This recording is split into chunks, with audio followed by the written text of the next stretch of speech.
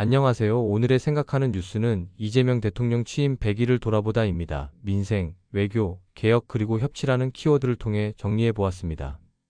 2025년 6월 4일 이재명 대통령이 제21대 대통령으로 취임했습니다. 그리고 어느덧 100일이 다가오고 있습니다. 지금 이 시점에서 많은 국민들이 궁금해합니다. 그래서 뭐가 달라졌지? 앞으로는 뭘 하려는 거지? 오늘 영상에서는 이재명 대통령의 지난 100일을 민생, 외교, 개혁, 협치라는 4가지 키워드로 풀어보려 합니다. 성과는 무엇이고 발목을 잡고 있는 문제는 무엇인지, 그리고 향후 국정 운영의 방향성은 어디로 향하고 있는지 지금부터 차근히 살펴보겠습니다.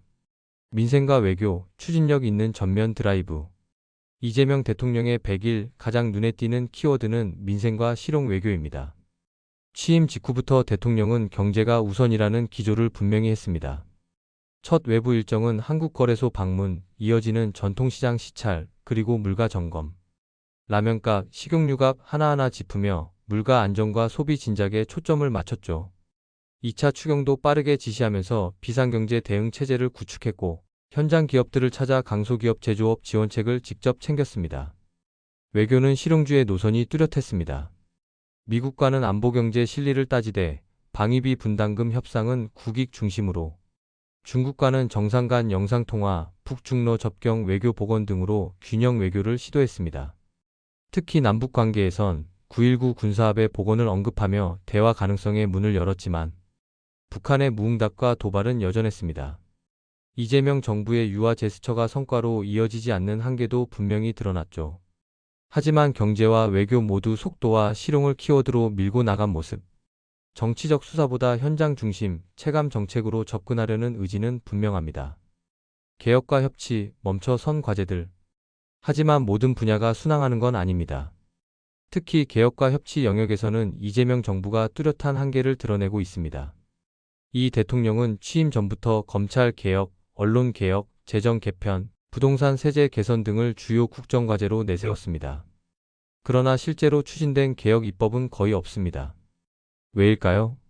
첫째, 국회 지형 때문입니다. 다수당인 야당과의 정치적 충돌이 여전히 반복되고 있습니다. 법안 통과는커녕 고위직 인사와 예산 편성 단계에서도 협치에 골이 깊게 패였습니다.